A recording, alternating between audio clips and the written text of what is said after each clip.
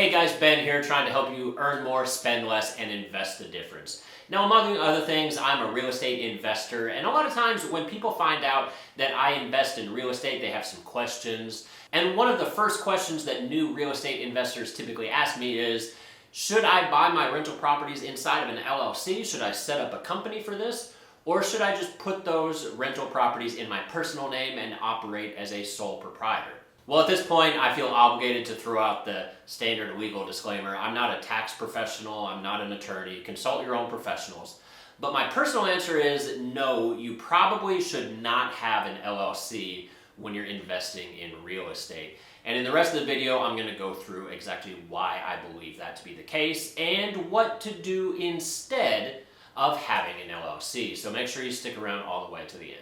So realistically, the only reason to set up an LLC, a limited liability company, is to limit your liability. It's an asset protection plan. So essentially what it does is it protects and shields, puts all of your personal assets inside of a protective bubble, like a force field. So in a worst case situation, let's say if a tenant falls and breaks their leg and tries to sue you for negligence or something like that, the only thing they can sue you for is what that LLC owns. So they might be able to sue you for the house itself and the business bank accounts that are associated with that LLC. But they can't sue you as a person. They can't come after you, your personal checking accounts, your car, your house.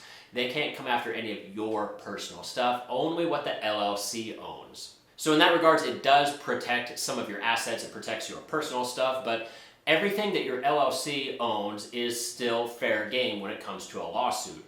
And that's a big deal because realistically, let's just say if you own one rental property, you probably own your own home and maybe you've got some stocks and bonds and whatever other kind of investment that you have. But realistically, a large percent of your net worth is tied up in this LLC.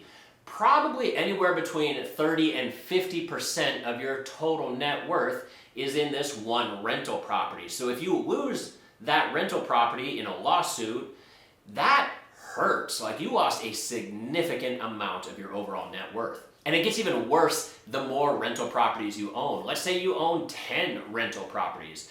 And if that LLC gets sued and that LLC contains all 10 rental properties, well, now you might be losing maybe up to 90% of your total net worth through that one lawsuit. So when you think about it in those terms, yes, it does provide you some asset protection, but you're still going to lose a significant amount of your overall net worth if you get successfully sued.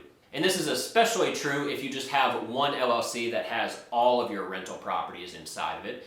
Now you might divvy things up and you might have one LLC for each individual rental property that you own. But that leads us to our second problem, and that's filing fees. You see, it's not free to have an LLC, at least not in most states. Now, every state you're going to have to provide a fee to the state when you register your LLC. It's usually anywhere from $50 to a couple $100 to officially register your LLC. And then most states have an ongoing fee, an annual filing fee that you have to pay every single year. And that fee ranges, usually it's somewhere between $25 and $100, but some states are very expensive. Like California, it's over $800 a year to operate your LLC. So as you can see, if you have hypothetically 10 different LLCs for your 10 different rental properties, you could be facing a very expensive annual filing fee when you get charged, let's say maybe $100 a year times your 10 different rental properties. That's costing you $1,000 every year just to upkeep and file your LLC paperwork. In addition, if you have your taxes professionally done by an accountant or a CPA or something like that, a lot of times they're going to charge you extra for your LLCs. So especially if you have multiple LLCs and 10 different LLCs for your 10 different properties, you might theoretically owe this accountant a fair amount of money in order to file your taxes every year. So these LLCs can become expensive rather quickly. So then it becomes a trade-off. How many LLCs do you have? How many of those annual filing fees do you want to have?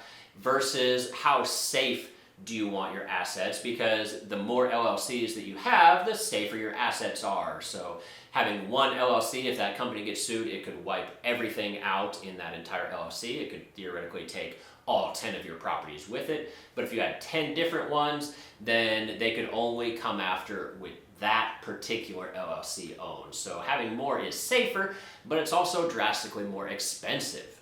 But there's another problem with LLCs, and that's banks don't like to lend to LLC companies, because while you as a person have a really good credit score, your LLC that you just started yesterday doesn't have a credit score at all. So you think that bank is going to give you a 80% loan to value ratio loan for a mortgage on a couple $100,000 worth of real estate?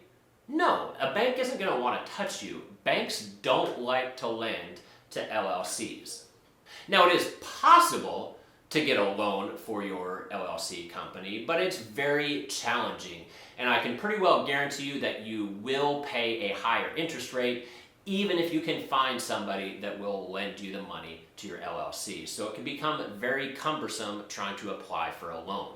But if you just apply for that loan and buy that property under your name, then it's very easy to get a loan, assuming you have decent credit score. Now, after the first 4 or 10 properties, getting a loan becomes a little bit more challenging because of some of the federal guidelines as far as how many mortgages that you can carry.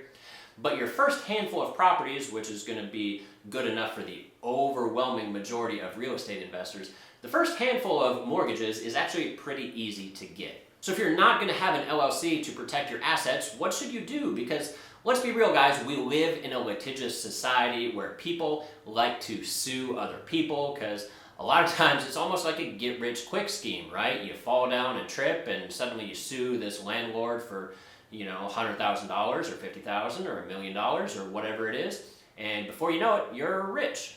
So instead, what I would typically recommend for people to do is go out and buy themselves an umbrella insurance policy. Now, what this umbrella policy is it's basically just a broad, all-encompassing insurance policy that's going to protect you from any sort of liability. Now, just like a normal umbrella, which covers you and protects you during the rainstorm, an umbrella insurance policy, same thing, it's going to protect you and your assets from lawsuits, just sort of a broad-based asset protection plan. So it's going to protect you from any sort of liability claims against you. And this is going to provide you protection from a wide variety of different things, not just necessarily with your real estate. So let's say that you're driving down the road and you get in a car accident and the other guy sues you for medical damages. Now, hopefully, everybody should be having auto insurance, and those auto insurance policies have some sort of a medical amount that they will pay out, usually something like $50,000 or $100,000 or something like that. But what if you get sued for more than that $100,000 that your auto insurance has? What if you get sued for $200,000? Yeah, okay, so the insurance policy is going to pay out $100,000, but you're still on the hook for the other $100,000. Well, an umbrella policy would cover you for that second $100,000. And the same rules apply for your real estate. So hypothetically, if somebody slips and falls and sues you, then obviously you still have insurance on that home. You've got some sort of a homeowner's insurance. Some states call it things like landlord insurance or fire insurance or whatever they call it. But you have some sort of insurance on that property. And same thing, it does have some medical costs, but a lot of times that's usually capped out at around $300,000. So what if they sued you for $1 million? Same thing. Your homeowner's insurance would step in and pay up to its cap, so maybe $300,000.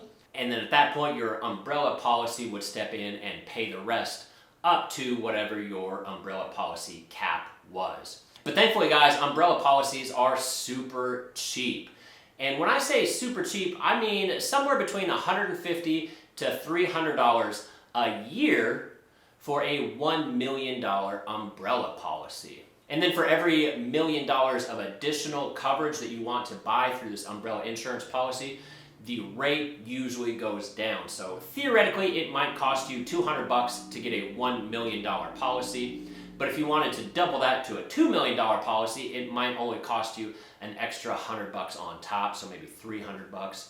And then if you wanted to get another million, so a $3 million policy, it might only cost you $350 or something like that. Now, obviously, rates and all that kind of stuff varies depending on a wide variety of circumstances. But the bottom line is it's super cheap to get a large amount of insurance under this umbrella policy. So now let's go back to our original example where we just had one rental property and you get sued and that person just cleans your clock in court and they just take everything. Now, if you had an LLC, they can probably take the house, they can take your business bank accounts, they might be taking somewhere between 30 and 50% of your total net worth through those court proceedings. But if you had an umbrella policy, your homeowner's insurance would pay up to its maximum, and then the umbrella policy would kick in and pay the rest. So you didn't lose your house. You still have the house. You didn't lose it to court. Your umbrella policy just paid the settlement. So in that way, an umbrella policy is actually a significantly better asset protection plan because in a worst case situation, you're not losing the house in a lawsuit. You're keeping your assets. It's just your insurance policy is now paying out. But that's what your insurance policy is there for, to pay out in a worst case situation. And for a rock bottom cost of somewhere between $150 to $300 for a $1 million a year policy, I mean, your annual LLC filing fees are probably going to be somewhere in that neighborhood.